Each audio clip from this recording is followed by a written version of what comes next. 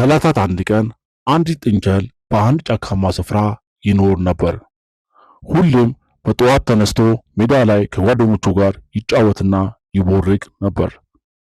ጥንቸሉም እንደለመደው አንድ ቀን ከቤቱ ወጥቶ ሲሄድ አንድ ብልጥና ተንኮለኛ ቀበሮ ከኋላ ኋላ ይከተለው ነበር።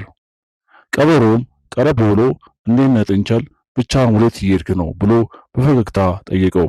ጥንቸሉም ቀበሮን ተንኮለኛ መሆኑን ስለተረዳ ወደ ሜዳው ወዳሉት ጓደኞቹ ጋር እየሄድኩ ነው ብሎ በፍጥነት መለሰለት። ቀበሮ ግን ጥንቸሉን ቀስ እያለ ተስፋ ሳይቆርጥ እየተከተለው እኔም አብሬ ልከተልህ አለው።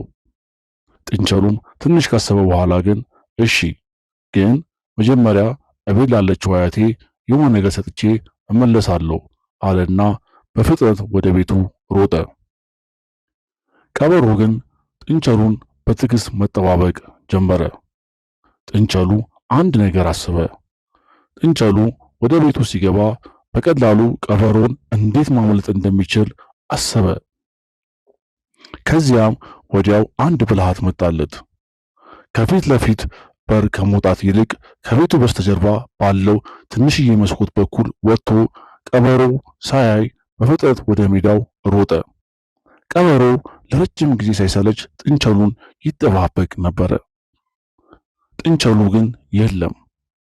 ቀበሮ ጥንቸል እንደማይመጣ ሲገባው በጥንቸሏ ብልህነት ተገረመ፣ በጣም ተደነቀ። ጥንቸሏ ግን ከጓደኞቿ ጋር በደስታ ጨዋታዋን ትቦርቅ ነበረ።